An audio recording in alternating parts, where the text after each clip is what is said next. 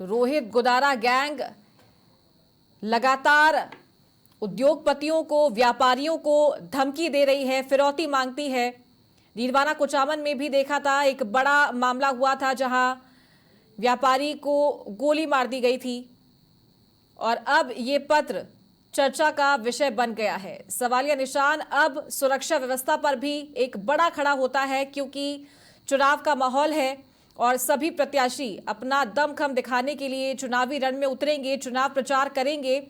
और इसी बीच ये धमकी यहां पर इस गैंगस्टर गैंग के द्वारा दी गई है। रोहित गोदारा गैंग के नाम से ये पत्र आया है जिसमें 10 लाख रुपए की फिरौती मांगी गई है।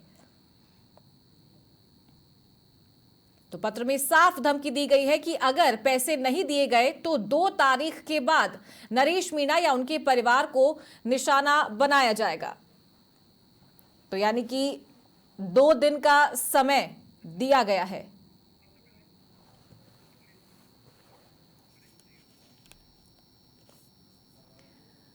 और ज्यादा जानकारी लेंगे हमारे डिप्टी न्यूज एडिटर स्वप्निल वैरागी से। न्यूज रूम से सीधा हमारे साथ लाइव जुड़ गए हैं। स्वप्निल, सबसे पहले मैं आपसे जानना चाहूंगी कि इस पत्र में क्या कुछ लिखा गया है, ये आप बताएं।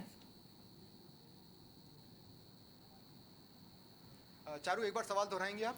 स्वप्निल, पत्र में क्या कुछ लिखा गया है जो नरेश मीणा के पिता को भेजा गया है गैंग के द्वारा?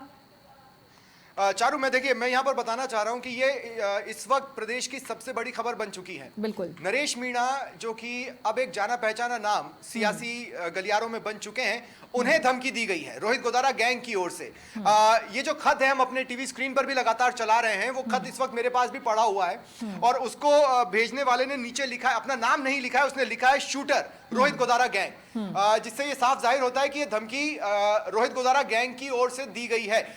संभावना इस बात की भी है, आशंका इस बात की भी है कि हो सकता है कोई किसी असामाजिक तत्व ने रोहित गोदारा के नाम पर इस तरह की धमकी जारी करने की कोशिश की हो। लेकिन फिलहाल इस लेटर में नाम नहीं है, शूटर रोहित गोदारा गैंग लिखा हुआ है। उसने साफ तौर पर लेटर में लिखा है कि तेरा बेटा नरेश मीणा अंता से चुनाव लड़ रहा है। नरेश मीणा या परिवार में से एक को टपकाने का 1 करोड़ मिल रहा है, जिसका मतलब यह है कि सुपारी निकली है। बिल्कुल। नरेश मीणा या उसके परिवार में से किसी एक को मारने के लिए 1 करोड़ रुपए की सुपारी निकली है। इस लेटर का मजमून है, ये हम नहीं कह रहे। सच्चाई क्या है ये पुलिस जांच के बाद ही सामने आ पाएगा।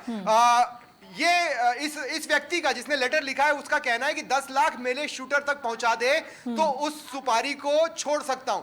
कहने का मतलब यह है कि उस व्यक्ति को लगभग 1 करोड़ की सुपारी दी गई है और वो ये कह रहा है कि तू 10 लाख दे दे तो मैं ये सुपारी छोड़ दूंगा, नहीं तो 2 तारीख के बाद कत्लेआम करना ही पड़ेगा। 2 तारीख के बाद ये सबसे ज्यादा चिंता का विषय है, क्योंकि 2 तारीख, अब चारू आप भी जानती हैं, मैं भी जानता हूं, बेहद नजदीक है।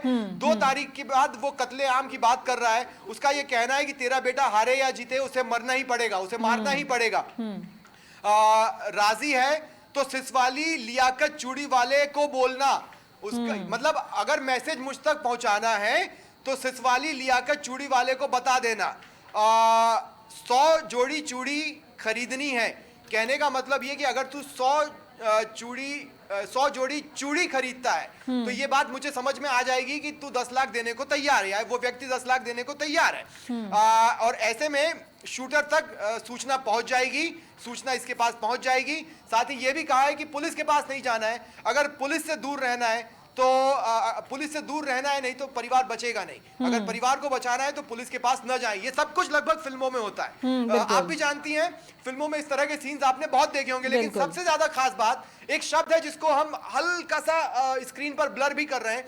उसने नीचे लिखा है कि नरेश तेरी बीवी तो विधवा होगी, भीड़ में गोली लगेगी।